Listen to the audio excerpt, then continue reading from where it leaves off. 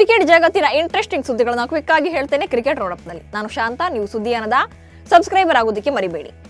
ಕಾನ್ಪುರದ green park ಮೈದಾನದಲ್ಲಿ ನಡೆಯುತ್ತಾ ಇರುವ ಭಾರತ ಮತ್ತು ಬಾಂಗ್ಲಾದೇಶ ನಡುವಿನ 2ನೇ ಟೆಸ್ಟ್ ಪಂದ್ಯದ 4ನೇ ದಿನದಾಟ ಶುರುವಾಗಿದೆ. ಶುಕ್ರವಾರ ಆರಂಭ ಆಗಿದ್ದ ಈ ಪಂದ್ಯದ 2 ದಿನದಾಟಗಳು ಸಂಪೂರ್ಣ ಮಳೆಗೆ ಆಹುತಿಯಾಗಿತ್ತು. ಇದೀಗ 4ನೇ ದಿನದಾಟದೊಂದಿಗೆ ಪಂದ್ಯ ಮುಂದುವರೆದಿದೆ. ಸಾಕಷ್ಟು ಕುತೂಹಲ ಮೂಡಿಸಿರೋ ಐಪಿಎಲ್ನ ಹೊಸ ಸುದ್ದಿಗಳು ಹೊರಬರ್ತಾ ಇವೆ. ಅದರಂತೆ ಇಂಡಿಯನ್ ಪ್ರೀಮಿಯರ್ ಲೀಗ್ ಸೀಸನ್ 18ರ ರೀಟೆನ್ಷನ್ ರೂಲ್ಸ್ ಹೊರಬಿದ್ದಿದೆ. ಈ ನಿಯಮದಂತೆ ಈ ಬಾರಿಯ ಮೆಗಾ ಹರಾಜಿಗೂ ಮುನ್ನ ಪ್ರತಿ ಫ್ರಾಂಚೈಸಿಗಳು 6 ಆಟಗಾರರನ್ನ ತಂಡದಲ್ಲೇ ಉಳಿಸಿಕೊಳ್ಳಬಹುದು. ಆಟಗಾರರನ್ನ ಉಳಿಸಿಕೊಳ್ಳೋಕೆ ಬಯಸಿದ್ರೆ ಅದರಲ್ಲಿ ಓರ್ವ ಅನ್ಕ್ಯಾಪ್ಡ್ ಆಟಗಾರ ಇರಲೇಬೇಕು.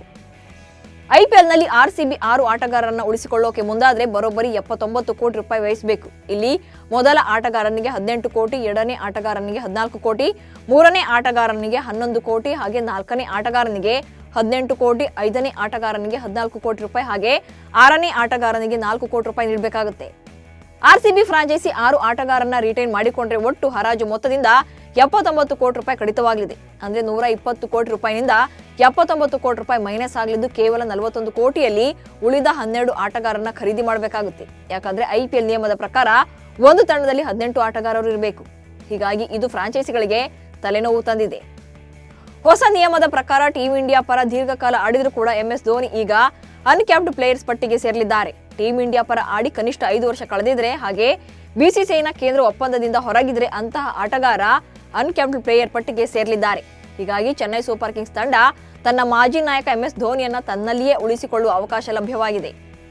ಬ್ರಿಸ್ಟಲ್ನ ಕೌಂಟಿ ಗ್ರೌಂಡ್ನಲ್ಲಿ ನಡೆದ ಇಂಗ್ಲೆಂಡ್ ವಿರುದ್ಧದ 5ನೇ ಏಕದಿನ ಪಂದ್ಯದಲ್ಲಿ DLS ನಿಯಮದಡಿಯಲ್ಲಿ ಆಸ್ಟ್ರೇಲಿಯಾ ತಂಡ ಜಯ ಸಾಧಿಸಿದೆ. ಈ ಗೆಲುವಿನೊಂದಿಗೆ 5 ಪಂದ್ಯಗಳ ಸರಣಿಯನ್ನ ಆಸ್ಟ್ರೇಲಿಯಾ 3-2 ಅಂತರದಿಂದ ಗೆದ್ದುಕೊಂಡಿದೆ. ಮಳೆ ನಿಲ್ಲದ ಕಾರಣದಿಂದಾಗಿ ಫಲಿತಾಂಶ ನಿರ್ಣಯಕ್ಕಾಗಿ ಡಕ್ವರ್ತ್ ಲೂಯಿಸ್ ನಿಯಮದ ಮೊರೆ ಹೋಗಲಾಯಿತು.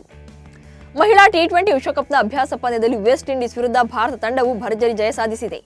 ದುಬೈನ ICC ಅಕಾಡೆಮಿ ಗ್ರೌಂಡ್ನಲ್ಲಿ ನಡೆದ ಈ ಪಂದ್ಯದಲ್ಲಿ ಟಾಸ್ ಗೆದ್ದ ವೆಸ್ಟ್ ಇಂಡೀಸ್ ತಂಡವು ಟೀಂ ಇಂಡಿಯಾವನ್ನ ಬ್ಯಾಟಿಂಗ್ಗೆ ಆಹ್ವಾನಿಸಿತ್ತು. 142 ರನ್ಗಳ ಸುಲಭ ಗುರಿ ಬೆನ್ನತ್ತಿದ್ದ ವೆಸ್ಟ್ ಇಂಡೀಸ್ ತಂಡಕ್ಕೆ ಆರಂಭಿಕ ಆಘಾತ ನೀಡುವಲ್ಲಿ ಟೀಂ ಇಂಡಿಯಾ ವೇಗಿಗಳು ಯಶಸ್ವಿಯಾಗಿದ್ದರು. ಪವರ್ಫುಲ್ ಪ್ರದರ್ಶನ ನೀಡ್ತಾ ಇರುವ ಇಂಗ್ಲೆಂಡ್ ತಂಡ ಎಡಗೈ ಬ್ಯಾಟರ್ ಬೆನ್ ಡಕೆಟ್ ತಮ್ಮ ಏಕದಿನ ಕ್ರಿಕೆಟ್ ವೃತ್ತಿ ಬದುಕಿನ 2ನೇ ಶತಕ ಬಾರಿಸಿದ್ದಾರೆ. ಕೌಂಟಿ ಗ್ರೌಂಡ್ನಲ್ಲಿ ನಿನ್ನೆ ನಡೆದ ಏಕದಿನ ಕ್ರಿಕೆಟ್ ಸರಣಿಯ 5ನೇ ಹಾಗೆ ನಿರ್ಣಾಯಕ ಪಂದ್ಯದಲ್ಲಿ ಟಾಸ್ ಸೋತು ಮೊದಲು ಬ್ಯಾಟ್ ಮಾಡಿದ ಇಂಗ್ಲೆಂಡ್ ತಂಡದ ಪರ ಬೆನ್ ಡಕೆಟ್ ಮನಮೋಹಕ ಸೆಂಚುರಿ ಬಾರಿಸಿದರು.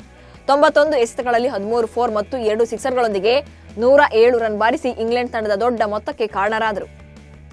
ಮಾಜಿ ವೇಗಿ ಜಹೀರ್ ಖಾನ್ ತಮ್ಮ ಆಯ್ಕೆಯ ಈಗಿನ 4 ಶ್ರೇಷ್ಠ ಫಾಸ್ಟ್ ಬೌಲರ್ಸ್ ಯಾರೆಂದು ಹೇಳಿದ್ದಾರೆ. ಭಾರತದ ಜಸ್ಪ್ರೀತ್ ಬುಮ್ರಾ ಮತ್ತು ಮೊಹಮ್ಮದ್ ಶಮಿ ಶ್ರೇಷ್ಠ ಟೆಸ್ಟ್ ಫಾಸ್ಟ್ ಬೌಲರ್ಸ್ ಎಂದು ಜಹೀರ್ ಖಾನ್ ಹೇಳಿದ್ದಾರೆ.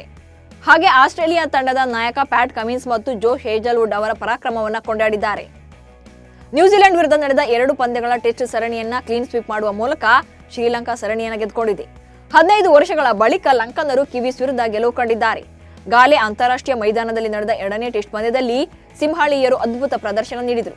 ಮೊದಲ ಇನ್ನಿಂಗ್ಸ್ನಲ್ಲಿ ಲಂಕಾ ಪರ ಪ್ರಭಾತ್ ಜಯಸೂರ್ಯ 6 ವಿಕೆಟ್ಗಳನ್ನು ಪಡೆದು ಮಿಂಚಿದರೆ, 2ನೇ ಇನ್ನಿಂಗ್ಸ್ನಲ್ಲಿ ನಿಶಾನ್ ಪೀರಿಸ್ 6 ವಿಕೆಟ್ ಕಿತ್ತು ತಂಡದ ಗೆಲುವಿನಲ್ಲಿ ಪ್ರಮುಖ ಪಾತ್ರ ವಹಿಸಿದರು. ಇವಿಷ್ಟು ಇವತ್ತಿನ ಕ್ರಿಕೆಟ್ ರೌಂಡಪ್ ಸುದ್ದಿಗಳು. ನಮಸ್ಕಾರ.